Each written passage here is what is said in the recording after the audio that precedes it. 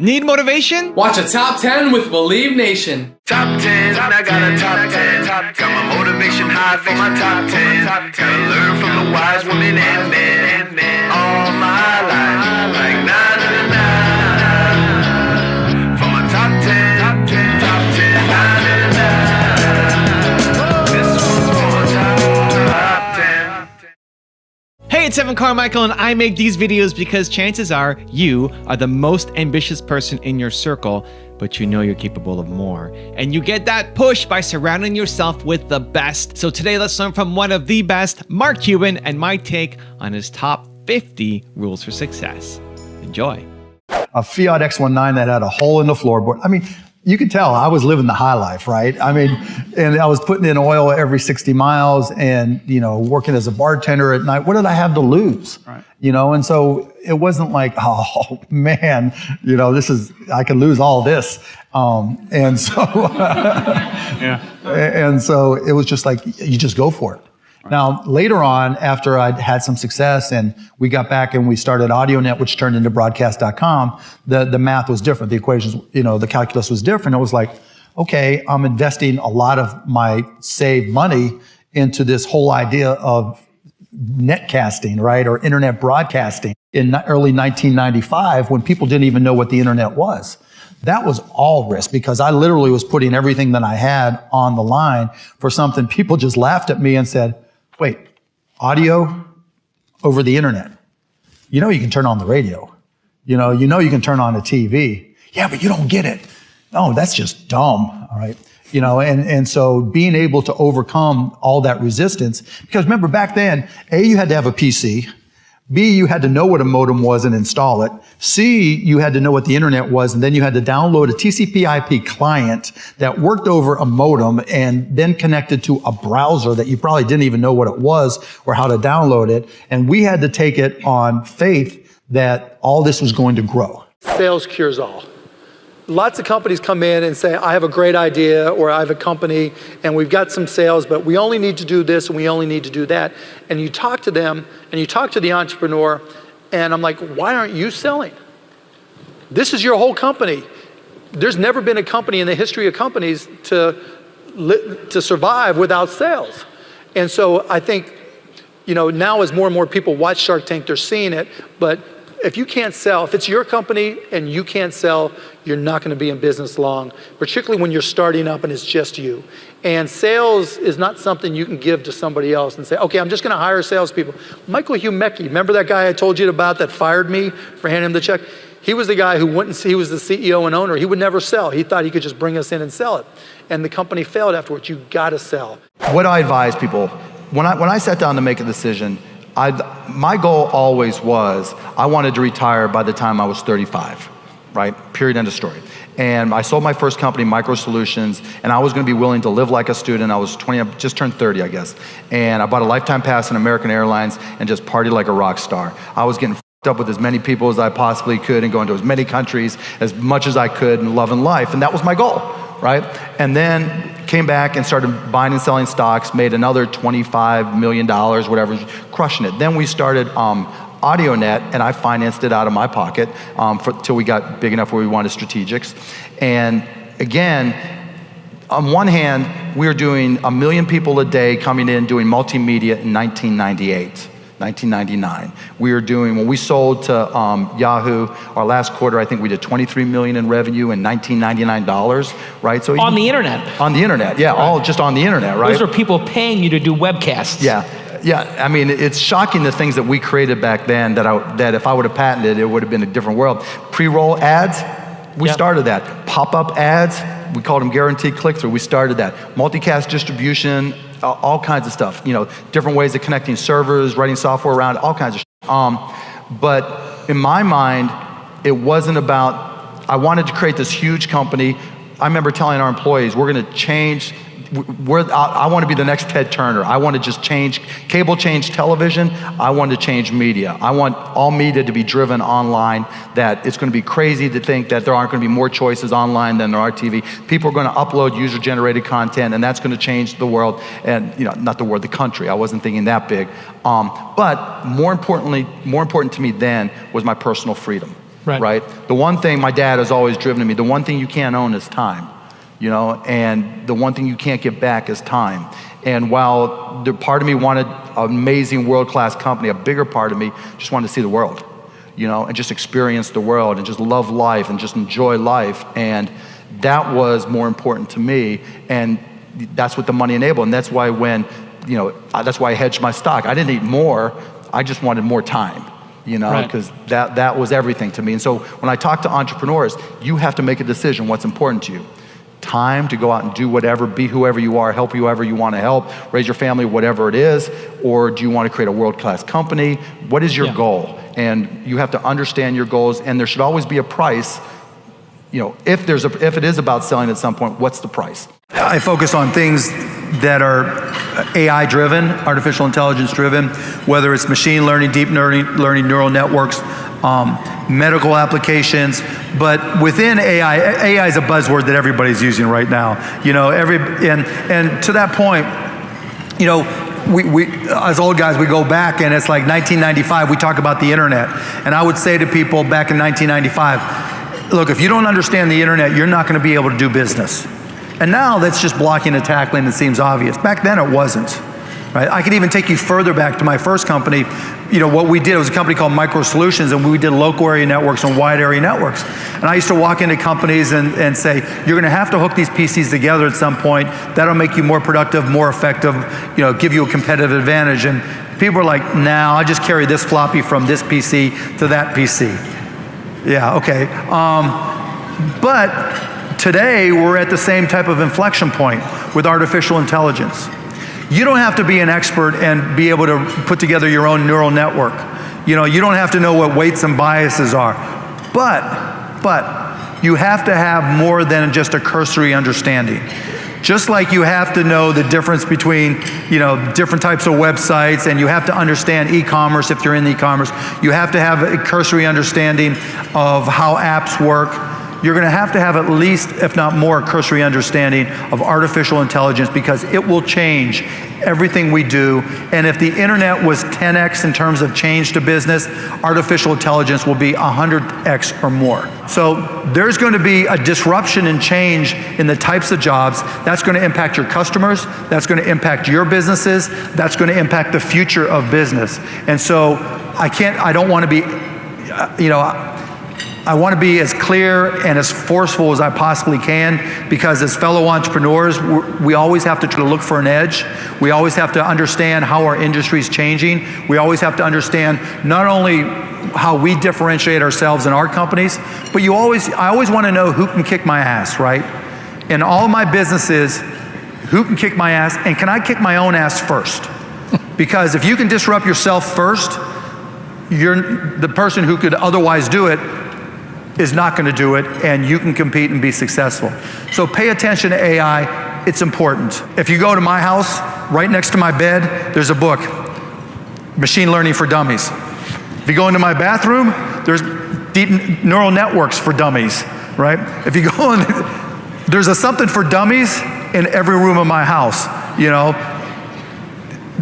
It can go two ways, I know, but I'm just telling you, put the time. I mean, I've taken, I can't even tell you how many hours now I spend every week, if not daily, working. Like, I'll go onto Amazon, AWS, and go through their machine learning tutorials. Don't think to yourself, I'm not technical enough, or I'm not going to get this, or I don't get into this, or it's too much. Try it. Get as far as you can, because it's like doing a basic website and a little bit of HTML. Just having done that, you feel smarter and you feel a little bit more confident about this. I don't want to be an alarmist, but I'm trying to scare the hell out of you because it's important. Also, if you want to have more self-belief and more self-confidence, I've created a special free program where every day for the next 254 days, I will send you an unlisted video to help you boost your self-belief and self-confidence. The link to join for free is in the description below. I've always been passionate. Some people thought, it's more OCD than anything else. I always did everything back-ass half-words. I like to challenge myself. When I talk to entrepreneurs, you have to make a decision what's important to you. We just sold a company out of Atlanta that went on Shark Tank as Cycloramic. They had the iPhone that used the buzzer and you ran this app on it, and it just turned around and did a panoramic version of the phone, took panoramic pictures. Well, they changed the format of the iPhone, which is great. This is a great lesson for entrepreneurs, right? So this guy came in with this really cool app, worked with an iPhone 5, and it just turned around and take panoramic pictures and then stitch them together, and it was a cool picture. Well, so I give him $250,000, I think, for 20% of the company or 25% of the company. Not 4 months later, Apple changes the iPhone. And it's got this like rounded thing underneath, and we're like, oh, what are we gonna do? But the guy was smart. And one of the things I always look for companies coming in is, what's your unique advantage? What is the one thing you have that differentiates you from other companies? And for this guy, the product was interesting, but as I said on the show, the ability to program video and use what became computer vision was a unique skill that was hard to find. And so we worked with him and actually worked with him to bring in another CEO, and they used that same technology to be able to scan cars. So now if you go to websites like Carvana to buy a car and you see how you can turn the car around just right there, that started with their software. And the guy's name is Bruno. So Bruno, we just sold his company for $22.5 million a couple weeks ago. And so I walked away with 25% of that. So I was like, yeah, Shark Tank. Amazon's the world's greatest startup. Netflix is the world's greatest Which makes it harder to innovate. If you were I think you can still kick their Cuban, ass. Starting all over again, I still think you can still kick their ass, right? You do? Yes. Okay. Because I think on the margin, you can't, even at that scale, even with all the AI that they both use, there's still on the margin places to make money where they're inefficient. Because it's still vertical, and it still takes time to get to the edges. And so I think there's a lot of opportunities for small companies to come in. And you're seeing a lot of that now. Like you see growth hacks on Kickstarter, where I have one of my companies, a Shark Tank company, that all they do, their whole entire business now is just releasing products on Kickstarter, delivering them, and then going on to the next product. Okay. And it's just a pure growth hack. There's other companies that they measure what's selling the best on Amazon. And then they go out and buy those products, brand them, and sell just on Amazon. And buy Amazon is just its own little ecosystem where kids are. I try to give this kid some money, right? Literally, because he was so good at it. Didn't need it. He was already making $1 million a year, working an hour a day just by tracking Amazon. Really? Yeah, and there's just so you can be smart because they're so big. We all are entrepreneurs or wonder if we're entrepreneurs at heart. We all have that idea inside of us. We've all been through it. Oh, I got this idea. It's a great idea. And you get all excited. You get that feeling in your stomach, right? And then you go to Google and you Google, oh, there's nobody else doing this. Ah! Then you call your friends. You go, what do you think? What do you think? Oh, that is really cool. I'd buy one. And then most people stop. What's for dinner? But some people, they found their way to turn those into companies, and they found their way onto Shark Tank. And we got to see examples of people from any little town and anywhere in the country with backgrounds that weren't from some big Ivy League school. Maybe you didn't go to college at all. Maybe it was their last dollar and they started it up and they were desperate to get an investment, but they started it. And we showed examples of people who were willing to take that first step and start that company and where it could go. And I think that really, and to this day, really excites people and encourages them and really shows them that there can be an upside. And on the flip side, there can be failure too. And so you have to be realistic about what can happen. The other thing is when people get some momentum, they want to all of a sudden go big, right? Particularly that's kind of a .com thing. Let's buy our customers, raise a ton of money. Well, one of my buddies, Howard Tallman, says it best. He goes, you got to nail it before you scale it. If your company doesn't work, making it big won't solve your problems. It'll just add to your problems. We're going to get to, in my opinion, we're going to get to a point where decisions are made individually on arbitrage of time, right? We'll value our time. You'll value your time. That's the whole Uber economy, right? Where people say, what's it worth? We do that now. We do. What's it worth for me versus I can hire somebody, right? And that somebody can be for 10 minutes. That somebody can be for 10 hours. It could be for 2 seconds. Like a couple of my companies, we have scripts now for Mechanical Turk on Amazon where it might cost us a penny to label things. Really? Oh, it's crazy, right? I invested in the company because the guy was a computer vision genius. All he does is hand puppets. so you do like this, hand puppets like you do with your kids when you were little, right? Right. Only it digitizes it using AI because he has to write computer vision and AI scripts that say, okay, this is a knuckle, here's a second knuckle, here's the thumb, right? And I'm going to recognize shows it spatially. Yeah. Right, and all that stuff is advanced computer vision. But it all goes back to, hiring people based off the value of their time. When I make decisions, build versus buy, robotics are now part of the decision. It's, what's the most cost-effective way? What's going to give me the best return? What's going to be the path of least resistance for me effectively? Yeah. And now it's not just, okay, who can I hire? It's, all right, what can I hire? I went to Dallas after college because a bunch of my buddies were down there, and I got a job working as a bartender at night and was looking for a job during the day and got a job working for a retail software company. And this was in the early days of PCs and was doing okay there. And then about 9 months in, I made, let me add, I was living 6 guys in a 3-bedroom apartment and I was sleeping on the floor. It was the rattiest, nastiest hole you've ever seen in your life. I mean, and I literally didn't have a closet, didn't have a drawer. All my shit was in a pile on the floor. I had my one towel that I stole from Motel 6 that had a hole in it. That was mine. And so I was trying to grind it out and learn tech, which I really realized that I loved.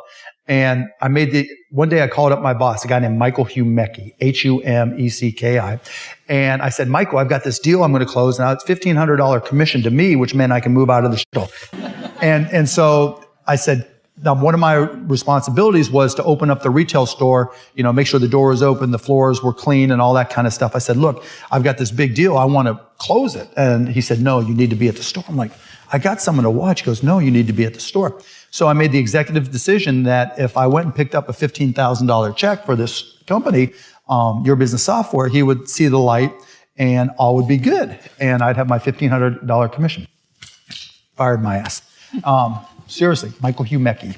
And so, I'm assuming you've spoken to him since then. Or one time, literally, after Broadcast.com went public, he sent me a letter asking if I would invest in his company. You should bring him on Shark Tank. Anyway, so that was the only time I've talked to Michael Humecki. And so... when instead of just holding on to all of the stock that you got from Yahoo, you did what we call a collar. You collared it. So you hedged it. So tell everybody what went through your mind, because that was a big bet with huge dollars, right? Yeah. And it was it was actually pretty simple. So, hedging stock, if, Yahoo paid us in Yahoo stock. And, I was smart enough to recognize, I guess, that what goes up could go down. But it wasn't that big a step because I was worth more than $1 billion. How much did I need, right? So I was telling everybody, just find me a way to hedge it. So in the event, look, if the stock price goes up and I leave something on the table, so be it, right? But I like that B next to my name and I wanted to keep it. And so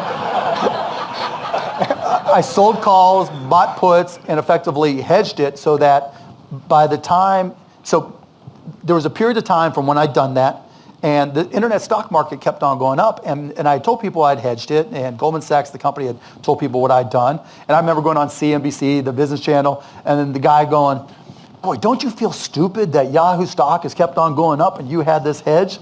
And I'm like, yeah, I feel so stupid riding around my G5 that I bought online, And it was just like, not to sound like a crazy, greedy capitalist, but yeah, and it was like, I just didn't want to screw it up. And so I hedged it, and then the internet bubble burst, and I was fully protected, and actually even made a little bit more money. And the motto, what I learned was you don't need to be greedy. I was very, very blessed. I was very fortunate. Look, I didn't plan the internet stock market to go up, and I didn't plan it to go down, so I was lucky in terms of scale, and I didn't want to screw it up. And so I hedged. When you have a good idea, right, you ask your friends, you ask for feedback around, you say, oh, I'm all excited, it's a great idea. Right. My friends like it, I can't find. What do you do next? You go to Google, right? And you put it in there and you say, it's this, and you find 50 different keyword searches, and you say, there's nothing there. Right? Wow, it must be a great idea. No one else is doing it. Wrong. the reason there's nothing there is the 15 people who did it before you are out of business, their web servers are down and they're not indexed anymore. And there's no sense of history in a lot of the things that are happening, because, and particularly with mobile apps, because there's no real web there. There's like a one-page web setup that directs you to the mobile app. There's nothing indexed in the app, and so a lot of 50 different people are doing the same app, and and because you can't get a URL, it's the XX app, right? And it's XXX app, and it's hard to find the comparables, and it's hard to learn from the history of it. And so it's, whether it's Google, whether it's Facebook, the real challenge right now in starting a company is you can't learn from history because all the history's gone. And us old at least have that. Maybe it holds us back, and maybe, it's the worst thing that can happen is, being, ignorant of what happened might, is probably better in a lot of cases, but sometimes it's not. And so I think that's one of the biggest challenges that entrepreneurs face today, that there's no history to really go back to look at. Raising money always seems to be like the big thing to entrepreneurs coming in. Well, if I can only raise this money. Raising money isn't an accomplishment, it's an obligation. The best equity is sweat equity. What you can do and seriously, if you're putting in the sweat and you're putting in the time and you're not out there raising money and you're grinding it out and you're hustling, then you deserve to give yourselves a hand, because that's what it's all about. Because if you don't do that, it's not going to work. We gave it a good go, right, from 01 to 08. We raised it back up, but it was, they did slip on a big banana peel, purple and yellow banana peel for Yahoo, for you that know their colors. That was another thing. Wait, now you go. And so we sell to them, right? And our office is in Dallas, and the way we ran our business, it was just like lean and mean, right? You invest in your product, you invest in your customers, you invest in your people, and we had open offices. You don't need fancy stuff. They immediately came down and just redid all the furniture in purple and gold. I'm like, it's cool, that's my high school's colors, but why are we spending this money? Got a whole new office, a whole new building. I'm just like, why are we spending this money? One of the things in my rules, right, when I look at companies to invest in, if someone walks in with swag, here's my coffee mug with my logo, here's your t-shirt with my logo. I don't see anybody wearing a t-shirt with a startup's logo. Do you? No. Would you wear some other startup's logo polo shirt? Hell no. Hell no, right? It's just a waste of money. Put your money where you're able to differentiate yourself and add value that separates yourself so you can get ahead. Don't waste it. People often ask me what it takes to start a business. What is the key ingredient? How did I start the business, and how did we grow to about $20 million in sales so quickly? They all come up with some new whiz-bang idea. They're going to invent the better mousetrap. They're going to come up with new software, new hardware. And more often than not, it seems like they've spent their millions before they thought through their idea. But when we talk about new companies and growth and success, there really is only one common ingredient across any type of business, whether it's oil or computers or software or anything. And that key ingredient is customers. Without customers, whether you're starting a business, running a business, expanding a business, you don't have a business. There is no business. Customers are the key ingredient. To get those profits, you got to have the customers. And you got to have happy customers. That's the bottom line. Micro Solutions, we've been going and growing, and it's impossible not to have growing pains. It's impossible not to make mistakes. We screw up all the time. And it doesn't bother me as president if I have an employee who just didn't do something right, just made a mistake. It's good. Because if you're not making mistakes, you're not trying hard enough. These things I'm saying, they're not unique. They're not things that I just thought up in some miracle growth. Things, when I talk to people in our company, when I talk to people about our company, I never had a unique thought. I can't remember. I don't know that I ever did. I can't remember if I ever will, or don't expect ever to. There's no magic formulas to customer service. There's no magic formulas to doing things right. These sayings that you hear me say are things that I've read elsewhere and just regurgitate back. But how many people do them? We all know the golden rule. Do unto others as you would have them do unto you. And that's nice. But do you do it? But even more importantly than the golden rule, what about the lover's rule? Do unto others as you would love to have them do unto you. That's what we try to stress at Micro Solutions. That's what we try to use to differentiate ourselves. Not just to get by, because everybody's going to be nice. You know, when you invite someone into your house that is an acquaintance that you like, okay, you're going to offer them coffee. You're going to offer them a donut. And that's really what you expect, you know, if you went to their house, because you're just acquaintances. But when you leave their house, it was nice. If you go back, fine. If you don't go back, fine. That's the way customers look at businesses. If I go back, fine. If I don't go back, fine. You know, they say that 80% of the people who have a problem tell at least 10 people. Only 10% of the people who had a good experience tell anybody. And it's the same way when you go to visit an acquaintance. And when people come to try to do business with Micro Solutions, I hope and I pray and I try to convey to each and every one of our people that we give them a reason to want to come back. We give them a reason to do a good morning rap to say, okay, let's do business with Micro Solutions. You've got to really concentrate to do unto others as you would love to have them do unto you. I dropped out of high school, so I wanted to take business, and the high school I went to didn't offer any business classes unless I was a senior in high school. And I'm like, come on, I mean, I'm trying to be ambitious, and they're like, no. And so I took some classes at night at the University of Pittsburgh, and then just since I was enrolled at Pitt, I just stopped going to class in high school and kept on going to class at Pitt. And they allowed me to transfer back my credits to graduate from high school. So I officially was a high school dropout until I rectified that. Even after you had done your thing, there was still an ache to make sure that Yahoo itself was on track. Do you know what that was about? Yeah, they were screwing everything up, you know? I mean, look, they had an opportunity to dominate streaming media. They also owned, at the same time, the patent to cost per click. Yeah.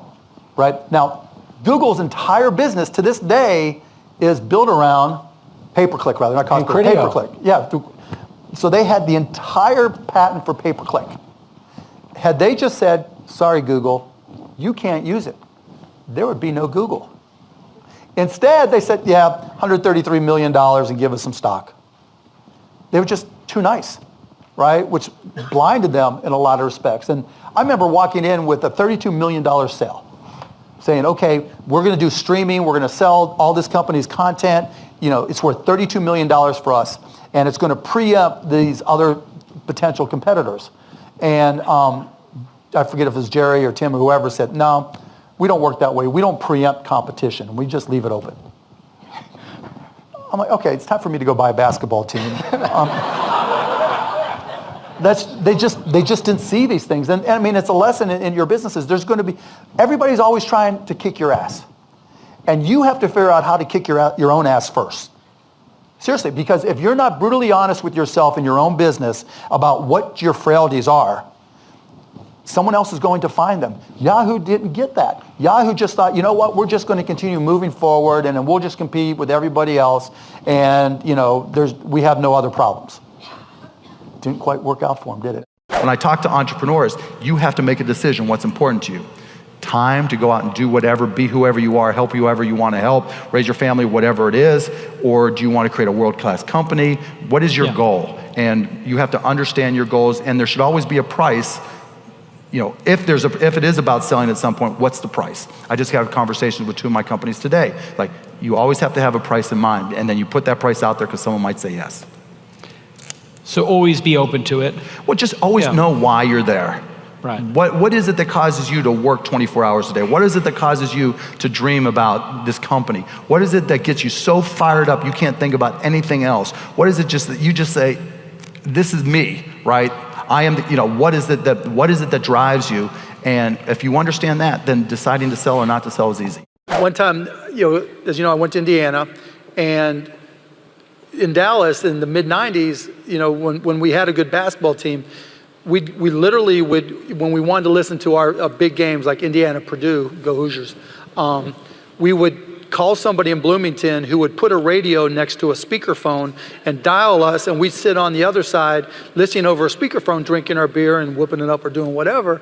And the internet was just starting to happen, and now I'm a tech geek and I'm like into all of it. And we're like, there's got to be a better way to do this. And so one of my buddies from Indiana, Todd Wagner, was like, look, we've been thinking about this. And I'm like, no, I'll figure it out. I'm a networking guy now. And so we looked for ways to stream Indiana basketball. We called it netcasting back then, over the brand new internet. And so I went out and bought a Packard Bell 90 megahertz computer and an ISDN line and downloaded all this software. And I said, you know what, I'm gonna figure it out. And lo and behold, by, oh golly, early 1995, we had figured out a way to, we took these 8-hour VCRs and connected it to a local radio station, record them, we'd bring them back, go through this process called encoding, and put it up on this website we called AudioNet. And then I'd go to any online forum, AOL, Prodigy, CompuServe, UUNet, whatever it was, or Usenet, and if you're interested in Dallas sports at all, because we hadn't gotten to Indiana yet, if you're interested in Dallas sports, go to this website, AudioNet. And back then, you had a dial-up modem, you had to download this software called TCP/IP, and you had to have software from your internet provider, which meant that so few people knew how to use it, we had no idea if it would work or not. But all of a sudden, AudioNet went from 10 people a day to 100 people to 1,000 people a day. And as we added radio stations, they're getting calls from all over the world from people who are listening to their shows on demand, not even live. And then we worked with a company that put together live software, a company called Zing, and we made it live, and then everything changed. And that's really when streaming was born. And we just grew that. And then in 1998, we got into video, changed the name to broadcast.com, went public, and it was the biggest IPO in the history of the stock market at the time. And then we sold it to Yahoo. Vladimir Putin says the winner in AI controls the world. Yeah. China puts together a future plan saying, whoever dominates in AI, and they're subsidizing, Tencent, Alibaba, etc. Yeah, right. And that's right. They know it's a race. It is a race. We cut our Office of Technology and Science to one person who was an assistant to Peter Thiel. That's where we stand. So when we talk about infrastructure jobs, robots are built in Germany and they're getting bought by Chinese companies in some respects, and I think some Japanese companies bought as well. We don't build robots here very well. Right. I just invested in my first robotics company, Hirobotics, that puts robots into companies. They're in Kansas City, I think it is now. But they lease and rent and sell robots into all these different types of circumstances to replace people. Right. But I had to learn. I'm not saying it's a good thing or a bad thing. It's going to happen with or without me. But I wanted to learn what was going on.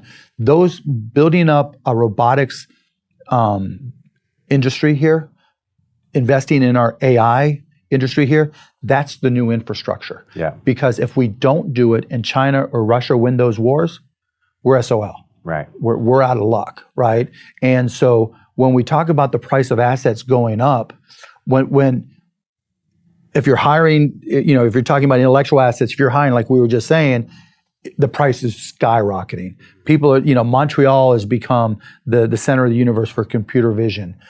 It's not US-based schools that are dominating any longer in those areas. We've got a lot of smart kids in MIT, all different schools, right? And kids are starting to realize it's a place for them to go. And I'm out there telling people the first trillionaire is going to come from somebody who comes up with something really unique in AI. If you come up with an idea where you say, I can make dollar bills for 50 cents, would you go out and raise money, or would you just go out and sell it? You just go out and do it, and that's what you have to do. And look, we all go through that fear factor of, do I quit my job? Can I do this? Can I do this, and what happens next? The one thing I know with 100% certainty, and what I would tell myself is, if I can sell and become a better and better salesperson and be great at selling, I'm always going to be successful whether I'm working for myself or if the company that I started just didn't work. I'll give you an example. Out of Indiana, before I went down to Dallas, I needed to start something. And I decided that everybody drank milk, and I found this product, powdered milk, that was cheaper, and everybody needed to save money. And I was going to go out there and sell it because it was cheaper. Now, it didn't taste quite as good. And so but I went out there to try to sell it. Failed miserably. But I learned how to make the sales effort even when things weren't going right. I learned that the rejection was, every no got me closer to a yes. That not every product was perfect, but I could take those same skills, even in failure, and translate them. So that what I learned selling garbage bags door to door, what I learned from selling powdered milk that was awful, what I learned from selling local area networks at Micro Solutions, all those things accumulated, and I got better at selling. So I always knew, people always say to me, if you lost everything, what would you do? I can sell. I can sell. And it's not about selling ice to Eskimos. It's not about, convincing people to do this. Selling is always about helping. Selling is always about understanding the person you're talking to and what their needs are. And if someone can help me make my life easier, yeah. People, now with employees, people always say, well, what's the definition of a great employee? Someone who can reduce the stress of those around them. And it's the same thing. What's the definition of a great salesperson? Someone who can reduce the stress of their salespeople. And if in looking at your company and looking at your life and looking at your goals, if you're able to go out there and recognize that whether it works or doesn't work, you're putting yourself in a position where you're helping somebody, not convincing somebody, and you're reducing their stress, you're gonna be okay. It's gonna work out. And that's the confidence I've built in myself that wasn't necessarily always there. But I learned that if I try to help, if I reduce people's stress, good things can happen. What is your thing, and when did you kind of understand what it was? It hasn't changed. My thing is learning whatever's new and applying it in ways that other people aren't thinking of. And so when I got fired from a job selling software, started a company, and within 6 months, this was the early days of PCs, I recognized that, okay, we need to connect PCs together. Back then, you walked around and you had your 5 1/4 inch floppy, and who would need to connect a PC? We started, writing software for local area networks, became a systems integrator, $30-some million run rate, and sold it to H&R Block. And then got to the internet. Okay, let's look at this internet thing. Someone's going to need to put audio and then video on there. Great. And then after Yahoo did Yahoo, right, I'm like, you know what? I'm looking at these big screen TVs that cost $30,000 that are high definition television sets. And I'm thinking, you know what? Eventually they're going to follow the price performance curve of traditional consumer electronics. And they're going to come down in price. So I started the first all high definition TV network called HDNet. Then I'm looking and saying, okay, you know what? It's like 2006, 2007, and traditional television and cable is going digital. I'm saying, you know what? There's going to be a lot of storage space and first access digital space that cable companies aren't used to using. So let's take a movie production company that we created and let's make it available for day and date distribution where people will pay $20 to the cable company to watch this brand new movie, and we get to keep 10 of it. And so we had 29 productions. We started producing movies, and lo and behold, the first movie we created was a documentary called Enron, the Smartest Guys in the Room. Got nominated for Academy Award, then we didn't really create any good ones after that, but by being first leveraging digital storage, we were able to take advantage and make a lot of money. And in the NBA with the Mavericks, just doing those types of things, and it's what I like to do now. I grew up, my dad did upholstery on cars. My mom did odd jobs. My mom, when I was in high school, was worried about whether or not I could have a career and, made sure she hooked me up with a family friend to learn how to lay carpet because she wanted me to know a trade just in case things didn't pan out, if and when I went to college. So yeah, it wasn't like, oh yeah, this is destiny and, my parents are going to hook me up or, I knew this was going to happen. It was, who the hell knows what's going to happen, but I was all in for wherever direction it went. You talked about companies having a unique advantage. Can you speak more on that for me, please? Sure. What is it that a customer can get from you that they can't get from anybody else? And you have to be very careful with that too. When I just talked about lying to yourself as an entrepreneur, because often we'll say, well, it's just like Uber, but it has pink cars. Uber doesn't have pink cars. That's a difference without a distinction, right? Lots of times people get confused between what's a product and what's a feature. Pink Uber cars, that's a feature. That's not a unique product. excuse me, so you have to know what it is that you do that is so unique, your potential customers say, whoa, I did not know that. As opposed to, well, let me go tell Uber that they should probably add pink cars. Because whenever you're competing with, all of you are going to compete with Amazon at some point, if you're not already. Just the reality. And so you've got to understand, when Amazon starts looking at my customer base, what is it that I can convey to them that makes me unique? And that's what I meant by unique difference. Now I'm going through and teaching myself neural networks and doing the same thing with machine learning and GANs and this and that, because AI is going to have more of an impact than the internet did. AI plus new types of chipsets plus 5G is going to change things far more than we've ever seen anything change. And understanding where and how to apply it is going to be critical, but just as important, knowing how to segregate and separate the bullshit, right, is as important, because every email y'all are about to send me is going to say, I have this AI solution and we're using algorithms. Yeah, of course you are, right? And then what? What really makes you different? What really sets you apart? But if I didn't do that work, if I didn't sit down and do the AWS machine learning tutorials, if I didn't go on YouTube and take, the NYU Introduction to Neural Networks or whatever, I'm not going to know it, I'm not going to be able to apply it, and I'm not going to be able to be first. And that's fun.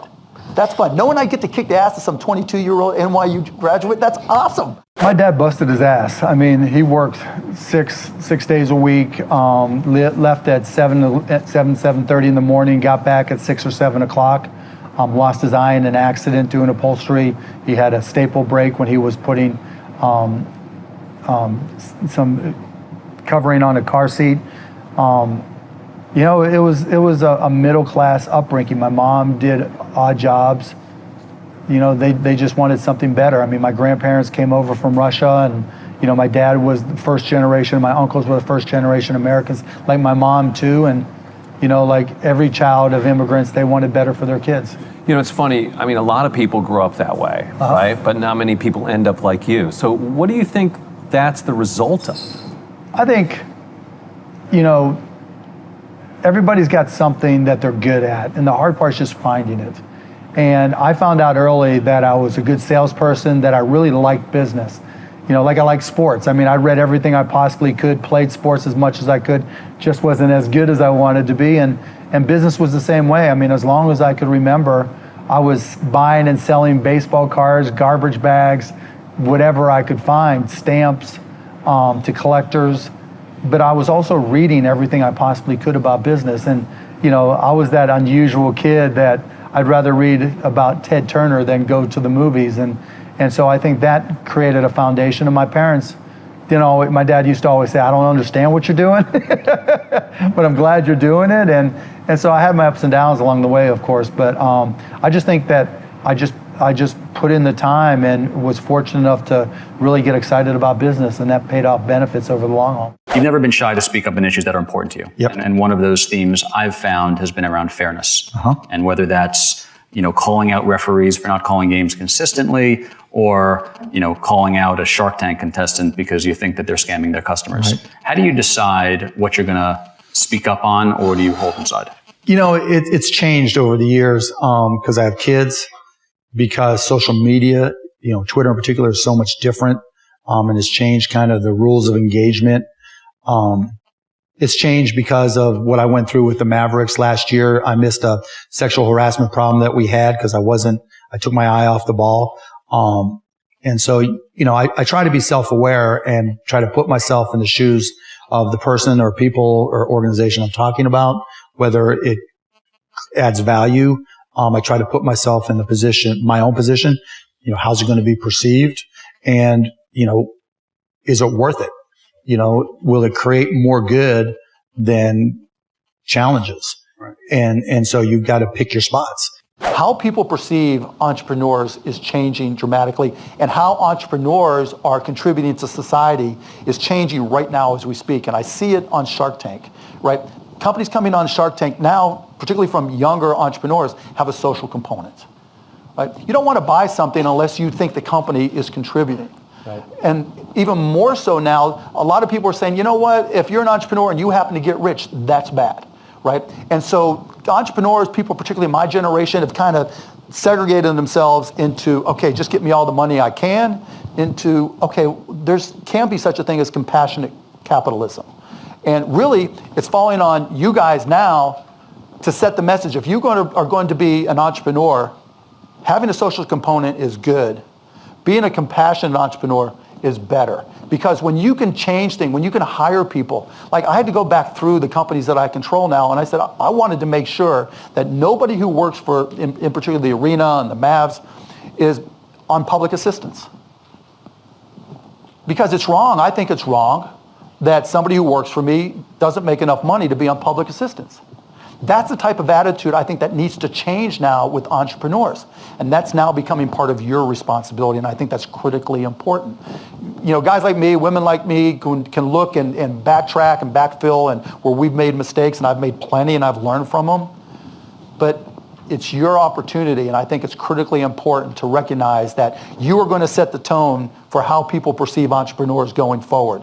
And if you introduce compassion and you look at the needs of the people that work for you right from the beginning, I think you're going to have stronger companies, less turnover, and better results. Treating people equally is not the same, is not recognizing who they truly are and taking advantage of their skills. You know, and I've learned that through Cint. I've learned that through all this. And, you know, like Cint and I talk, we'll be a much better organization. I'll be a better exec. I'll be a better investor. I'll be a better shark because I recognize that, you know, treating people equally is not the same as treating them, recognizing their skills and their differences. And for this audience, it's critically important, you know. And I think there's an opportunity now, and I know hopefully, you know, people like me will recognize that the old white guys, now newly old white guys that are in positions of power, that there are things that you can do that I can't do. That there are things you see that I don't see. There are opportunities that you can create that I can't create. You know, we were trying to sell to the black community through the Mavs with multiple white men. We were trying to sell to moms with multiple white men. It's not that they're not capable. It's not that they're not skilled. It's just everybody brings something different to the table. And as an entrepreneur, you have to recognize what the differences are that you bring to the table, and you have to be brutally honest with yourself, right? You can't lie to yourself like we all lie to ourselves as entrepreneurs. But those differences can be part of your unique skill set, like I talked about earlier. And now I'm finally starting to recognize those things. And you know the one thing I know? It's gonna make me a shitload more money. Are you ready to help us get the country really hooked on our smoked fish dip? Fish is good. The ones that have made me the most money have always been the craziest. Don't quit your day job. Oh my God! Could I get a volunteer to come up? Can we both?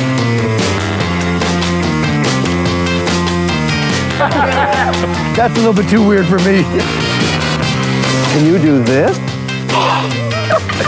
You don't want to get into a pillow fight with me. Oh, I'm going to destroy you, Robert. We're not pillow fighting. Oh my God! Oh. Get up, you wuss. Who knocked Robert on the ground?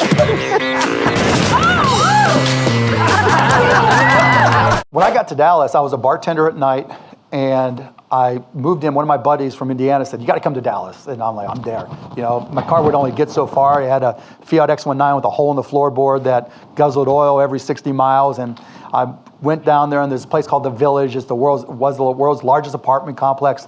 We had 6 guys in a 3-bedroom apartment. I didn't have my own room. I didn't have my own drawer. I didn't have my closet. I had a pile, and I had one ratty towel that I stole from Motel 6. And that was it. And so I was looking for my career, got a job at a software store. And I was, you know, didn't have a tech background, so I was teaching myself all this. Because the way I look at tech is somebody invents it, and everybody else is tied for second place in the ability to learn it. And if I work harder and faster to really dive in, even if it means reading the manual, you know, just diving in, then I can get a head start. How old were you during I was 24. And so sleeping on the floor, working in a software company, you know, learning, getting better at what I was doing. And then one day, because I was dying to get out of that rat hole that I lived in, I had a chance to go out and close a sale that would have got me a $1,500 commission. And so I went to my boss, his name is Michael Humecki, and I said, boss, one of my responsibilities was to sweep the floor, wipe down the windows, and open the door to open the store.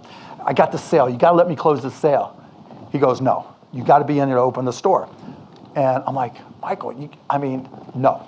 So I made the executive decision to go out, pick up the check, thinking if I hand this guy a $15,000 check, of course he's going to change his mind. Fired me on the spot. And so here I was, living in a shithole, excuse my French, just this ratty place with a Motel 6 towel, sorry, Motel 6, and really didn't know how I was going to get out. But I decided, okay, I'm a lousy employee. I went to one of the companies that I'd been talking to, Architectural Lighting, and I said, look, I need $500 to be able to buy the software you want, and I promise you that even if it doesn't work, I will wash your car, I will walk your dog, I don't care what it is, I will do whatever it takes to make it up to you. And they gave me the $500, and that allowed me to create Micro Solutions. And 6 months later, I was out of the rat hole, and my company turned into a real company, and that's the one I sold for $6 million when I was 29, 30 years old. I describe myself as a grinder. I just, like we talked about learning, that's a grind, but I love it, and I think I've just learned what I'm good at and learned to focus on those things and try to, utilize those skills to now, not just be an entrepreneur, but probably more often now invest in and help other entrepreneurs. I get that question all the time. So what industry should I look at? I can tell you all about artificial intelligence, computer vision, personalized medicine, but then what, right? And so, and maybe you're an expert in one of those fields and you can go for it. But what I tend to try to tell people in terms of what does it take to be successful, find something you love to do and then be great at it. Not average, not marginal, not good enough, but if you can be great at it, be great at it. If you are the greatest videographer in the history of videographers, people don't care about cell phones. What is it that you can do that makes them know that the way you do it is special? And if you can do that and convey it, then you'll be fine. If you're not sure, then you've got to decide whether you want to stay on your own, be a contractor or go work for somebody. It just depends. And let me add one other thing. I crushed myself, and like my brothers didn't. They took a completely different path, and they were looking just 9 to 5 at yada yada. Not everybody's got to be an entrepreneur. And so if you've got it in your blood and that's what you want to do, then find a way to be great. And if not, you'll figure it out. You'll find something else. I started my first business when I was 12. I was buying and selling baseball cards, buying and selling stamps, anything I could do to make money, I was hustling and trying to do. So I was into business, but I not so much where it was all my friends were into it with me, so they wouldn't know. Baseball cards. Yeah, baseball cards, you name it. I grew up in Pittsburgh. And so I would, probably even less than 12 years old, I would, go out and buy a bunch of baseball cards that I collected. And I would I would say, okay, you're guaranteed to have a Pittsburgh Pirate in this package. And I would charge 3 times as much. And I'd set up on this park bench down in the park down in Scott Township where I grew up. And I'd have these little sales. And it was great. I made money, and it was, and I learned as much about business when I was 9, 10, and 12 as I learned any other time. There's nothing that AI won't impact. As big as having been around a while, I saw the impact of PCs, then I saw the impact of local area networks, then I saw the impact of wide area networks, then I saw the impact of the internet, then I saw the impact of mobile, then I saw the impact of wireless. Now I'm seeing the impact of artificial intelligence, and it dwarfs any of those things. And if I don't understand how to apply it to my businesses, I remember selling PCs and software and walking in saying, you don't need to use that pen and paper on a notepad or a ledger pad. Now we're going to give you a spreadsheet, and by the way, here's a spreadsheet that costs $495, and I had to pay to go get trained on how to sell it, which is crazy now when you think about it. But then we said, okay, now you can play what if. Then we said you can connect these PCs.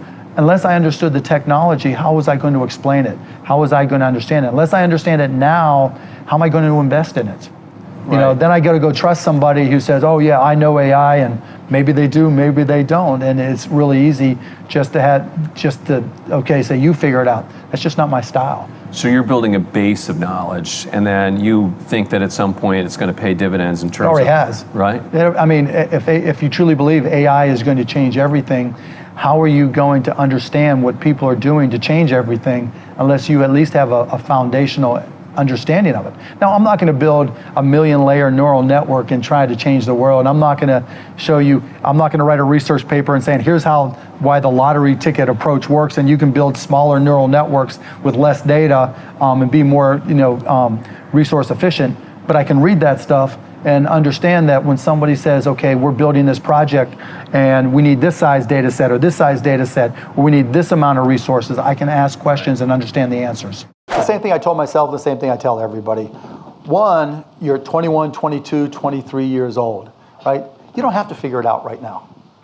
Don't try, right? You spend all this money, paying to learn. Now it's your chance to get paid to learn. You don't need the perfect job. You just need to go somewhere where you'll learn and start to be exposed to different ideas. And now it's not like, when Greg 40 years ago was graduating. Oh, Jesus Christ. And me 5 years ago, it was like, get a career. And the pressure was, get a career, go work for IBM or General Motors and get a pension. Those days are gone. People can't even pay their pensions anymore. And so you're a free agent. And you're always going to be a free agent on the market. You guys are the Kevin Durant's and LeBron James, where you're always out there and can go find a better situation for yourself. Do what's best for you. What have you got to lose? Like when I started my company, after I got fired by Michael Umecki, what was good? How bad could it be? I would lose my Motel 6 towel, It was just like, what have you got to lose? And yeah, I understand there's pressure from student loans, and there's a lot of conversations we can have there, right? But, you can get a job that doesn't have to be perfect. You can learn at that job, and you guys have the pedigree, you have the brains, you have the initiative to go out and try the next job, The good news is the economy is good enough that it may not be perfect, but you can go job to job.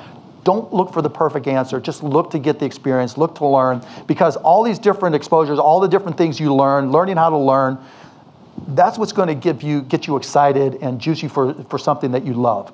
Because once you find something you love to do, that's when the magic happens. Because when you're able to find something you love to do, then you can start focusing on, how can I be great at this? And like Greg found out he was a great networker. I like to, play with technology and try to do things first. Whatever it is that you find about yourself, then you can try to be great at it. And it's rare when people quit things they're great at. And so trying those things, so that's how I advise people. Don't stress, just go out and try different things. There's a Shark Tank company from last season called Mush, right? Cool stuff. It's like this oatmeal that they package. It's fresh dried oatmeal that they package with a little spoon, and it has to be refrigerated, but you just grab it and go. And the response was great from the show. And now, like I just saw their numbers, they went from 50,000 in sales to 100,000 to 125,000 in 3 straight months. It's not scale, but they're growing, right? And they all of a sudden are like, okay, we got to go raise money and we got to do yada, yada, yada, right? Scale is hard not just because of the economic cost, but also because of the people cost and the mind share cost.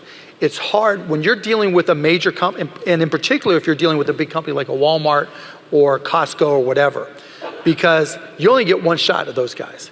And so like I told Mush with Whole Foods, they're interested. I'm like, you're not ready. You're not ready. You have got to crawl before you ball, and so I told him it's going to be painful not to go after that big customer, but think about what happens if you go after it and A, it's going to take capital you don't have and you're going to borrow it, or B, it doesn't work out and they return it all.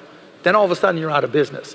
And so you're right that you need capital to scale, but you also need the confidence that you can scale.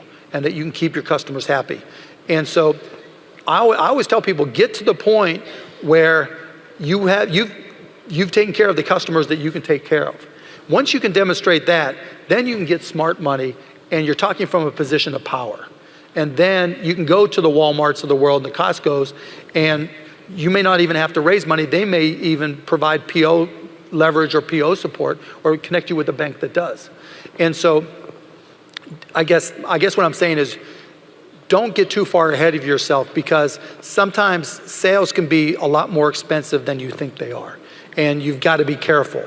I've seen several of my Shark Tank companies try to get too big too fast, and it almost put them out of business. You almost have to have that drive. Like, in other words, you can't fake it. You can't pretend that you want to read about Ted Turner and, okay, I'll skip one movie. Well, it has to be in your soul. Yeah, I mean, you can fake it till you make it in a lot of areas, particularly if you're working for somebody else. But at the end of the day, if you're going to be great at something, you've got to make the effort to be great at something.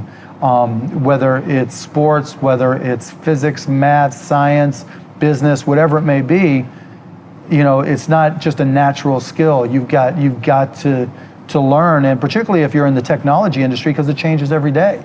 You know, when I got started, and you know, after I was a bartender when I first came to Dallas, got into the PC industry, got fired, started my own company, but I learned early on that there was always something new, and most people didn't put in the time to learn it. It's like now with artificial intelligence. Lots of people talk about artificial intelligence. Lots of people talk about machine learning and neural networks. Not a lot of people are putting in the time to take classes or do the tutorials or to learn how to apply it to business, and that's what it takes. And you know, that's just something I've always enjoyed, so I've been fortunate at that. What industry do you think still requires a lot of innovation? All of them. Seriously. I mean, look, one of my dad's favorite sayings was, you don't live in the world you were born into. Everything changes all the time. And you know what's better than change? Creating change. And so whenever I see something that's done the way it's always been done, you know, like when I got to the NBA, you know, my whole goal was just to F things up, right? Because everything was done the exact same way. They thought they were in the business of basketball. For 50 years, they thought they were in the basketball business. No. When you go to a basketball game, you don't remember the jump shots, the dunks. You remember who you were with, the fun you had. It's one of the few industries where that ball is in the air at the end of a game, everybody holds their breath, and if it goes in, you're hugging people you've never seen before. You know, so you can take any industry and look at the way things have been done and try to come up and innovate. And, you know, and like I said, with just the nature of capitalism right now, and all the changes that are required, every industry needs change, and there's a unique opportunity that I don't think any generation's ever seen. Do you own any FUBU shirts? No. Why not? I threw them away. I used to. You once said you try to read about 3 hours every day. Yes. That's a lot of books. Wouldn't you say? Yes. I've written 5 books. Have you read any of them? No. I promoted them, but never read. Why not? Next. What about Lori Grenier's book, Invent It, Sell It, Bank It? Did you read that? She wrote a book? What about Robert Herjavec's book, Driven? Robert can write?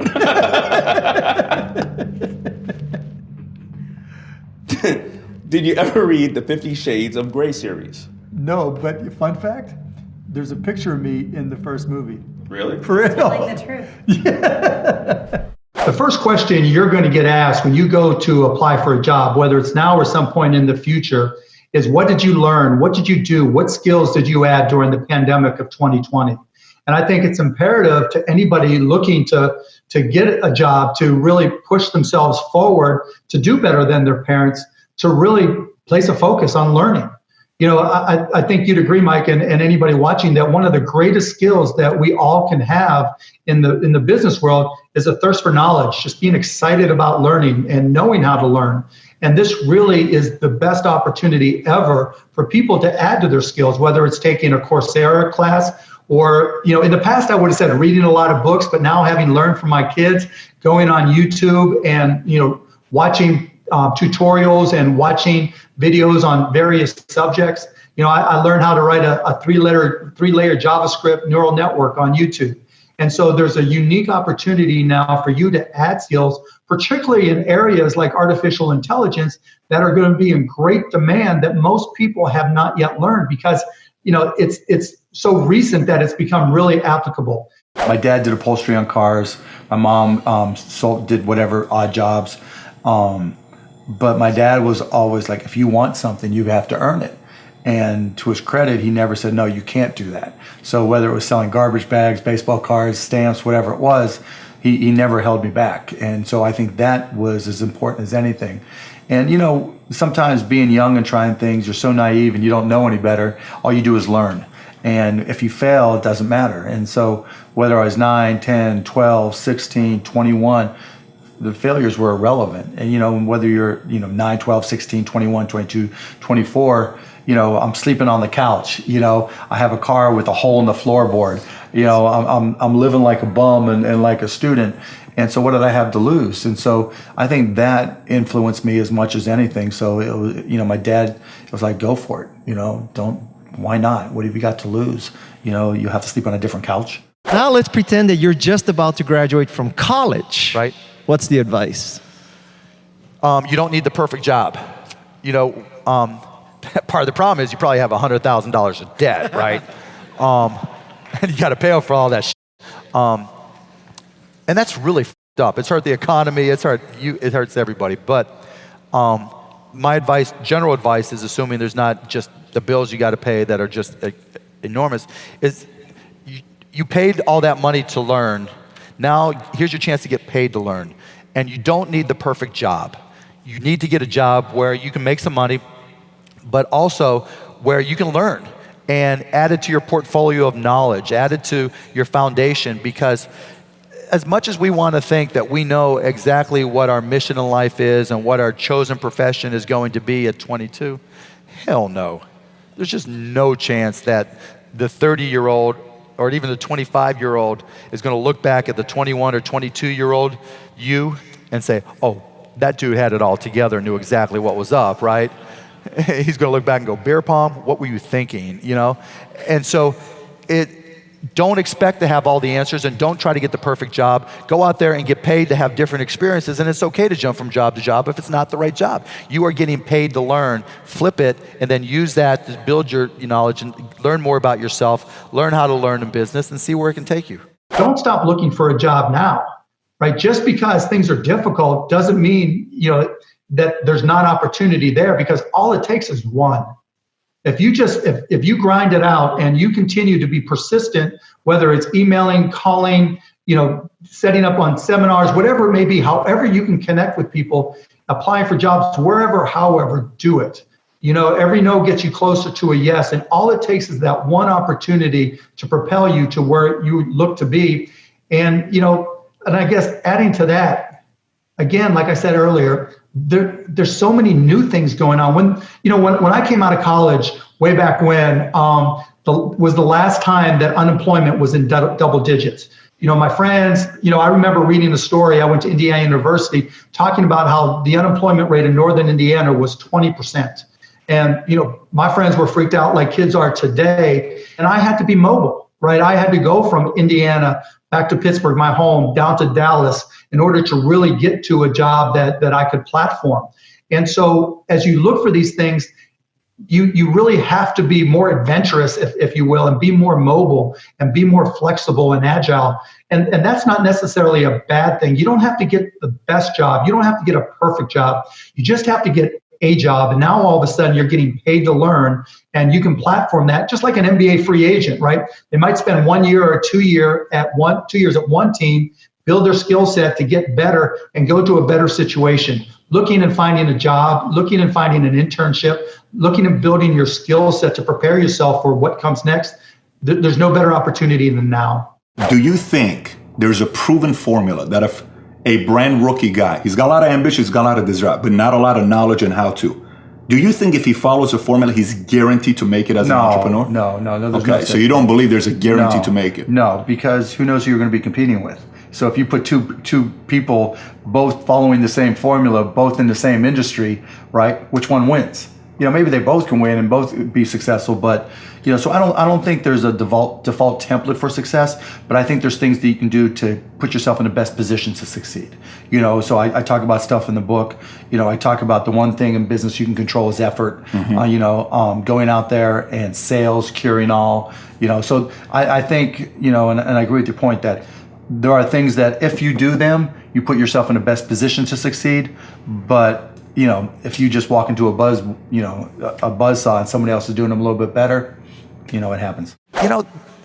There's no. We live in a day and age where you can start anything, do anything, and you shouldn't put limits on yourself. I think everybody's here because they don't believe there are limits on themselves and that they can get out there and do anything. And I like to point to myself, look, if I can do it, there's a lot more people out there that can do it, and you guys should never let anything hold you back. You have lived your life as an iconoclast, and in a way that's a template for other people, but in a way it isn't.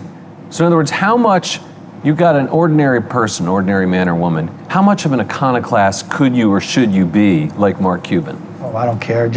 You should just be yourself, right? I mean, I take pride in the fact that I didn't give a shit what anybody thought or said. I was just going to be myself, and I'm my dad's son, I'm my mom's son, I'm my brother's brother. I'm Alexis, Alyssa, and Jake's father, Tiffany's husband. I just try to do the best like everybody else. I mean, I've been blessed. Like I say all the time, I'm the luckiest guy in the world, and I just try not to take it for granted. I try to enjoy every minute. And I think now, as I've gotten a little bit older, I try to give a little bit more back than I have before, and try to help more people. And in terms of whatever, if anybody else finds themselves in my position, just enjoy the moment, enjoy every minute of it. I mean, I guess my question is, are you a role model for people in society? I don't know. I mean, I never thought of it. I mean, it's not something I try to be. I just try to be myself. I just try to help where I can, do what I can, be a good dad, and I'm not trying to be something for somebody else, just myself.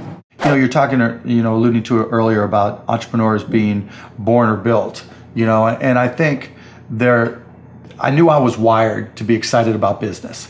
How or why, I don't know, but and there's certain guys that have the genetics to jump out of the gym, right? There's certain guys, that when they golf, they have the muscle memory and the discipline. Dirk Nowitzki may not be the most talented guy in the NBA, but his discipline and his focus to do what's necessary to be successful, he's willing to do, and combine it with being 7 feet tall and being skilled, it makes him an amazing basketball player. So it's understanding what your skill set is, finding the right place to use those skills, and then going for it. Will that make you $250,000? It depends if you pick the right industry. But whatever industry you pick, if you outwork everybody, if you try to be a little smarter than everybody, if you try to be a better salesperson than everybody, if you try to be better prepared than everybody, you've got your best chance. Because if you don't do it and somebody else does, I have the saying, work like someone's trying to take it all away from you. Work like someone's spending 24 hours, working 24 hours to take it all away from you. And that's kind of the way I look at it. I'm relentless. I mean, I'm the guy. I mean, I remember my first company, Micro Solutions, I'd buy a bucket of ribs, and we did system integration, and I wrote software. I'd buy a bucket of ribs, and that ribs I would just eat as I would write software, and I'd be there, and all of a sudden it'd be 36 hours later, or I'd lose track of days just because I just get so focused and so involved in it.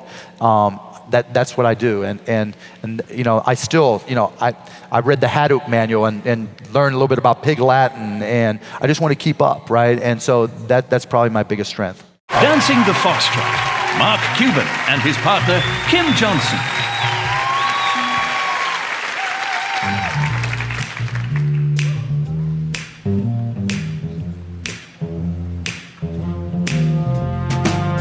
Trailers for sale, rooms to let 50 cents. No phone, no pool, no pets. I ain't got no cigarettes, but 2 hours of pushing goodbyes. 8 by 12 4-bedroom. I'm a man of means, by no means king of the road. I know every engineer on every train. All the children and all of their names, and every handout in every town. Never locked, it ain't locked when no one's around. I sing trailers for sale or rent, rooms to let 50 cents. No phone, no pool, no pets. I ain't got no cigarettes, but 2 hours of pushing broom buys an 8-4-bedroom. I'm a man of means, by no means king of the road.